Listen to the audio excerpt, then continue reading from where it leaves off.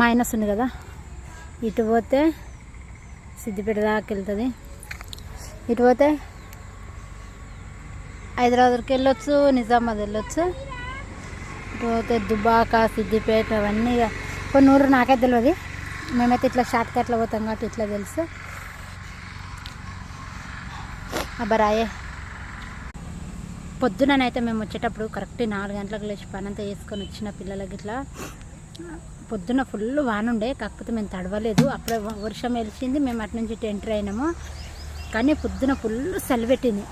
అబ్బా ఎందుకు వచ్చిండ్రా చలిలా అనిపించింది, నిజంగా చెప్తున్నా. కానీ ఘోరమైన చలి పెట్టింది. ఇప్పుడేమో ఉబ్బరిస్తుంది. చల్లనీళ్ళు అయితే బాగుండు, చల్లనీళ్ళు ఏడా నేను ఖచ్చితంగా అక్కడ తాగిన నీళ్ళు అయితే మళ్ళీ ఇంతవరకు తాగలే. మళ్ళీ కామారెడ్డికి వచ్చినాక తాగిన వాటర్ అయితే కరెక్ట్ 12:30కు తాగినాం. మళ్ళీ ఇప్పుడు తాగినా.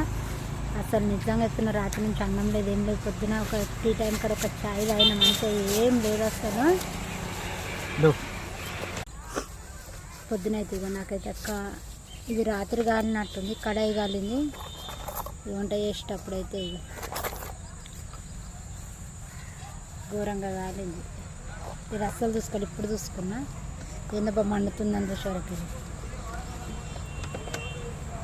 మేమైతే ఇప్పుడు వెళ్తున్నాము. టైం అయితే 4 నిమిషం అయితే అయింది. ఇప్పుడైతే బయలుదేరుతున్నాము. అసలు ఏడ ఆగలేదు.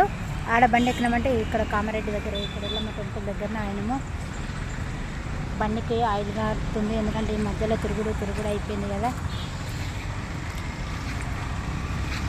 జడ క్లిప్ తీసేసిన మండుతుంది. ఇక్కడ ఇట్లా రొట్టెలు దొరుకుతాయి, మరి ఎంతనో మేమైతే అడగలేదు. పైన ఒక టెంపుల్ ఉంటుంది.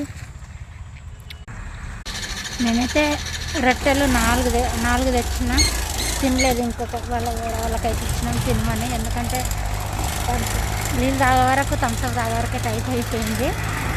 అందుకే ఇక వాళ్ళకి తినురని రొట్టె ఇచ్చినాం. పాపం తినని.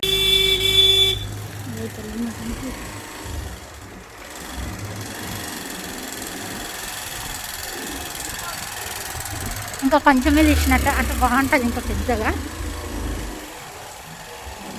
కొద్దిగా అయితే ఇంకా హైవే ఎక్కుతాం, ఇంకా 10 నిమిషాలు అయితే.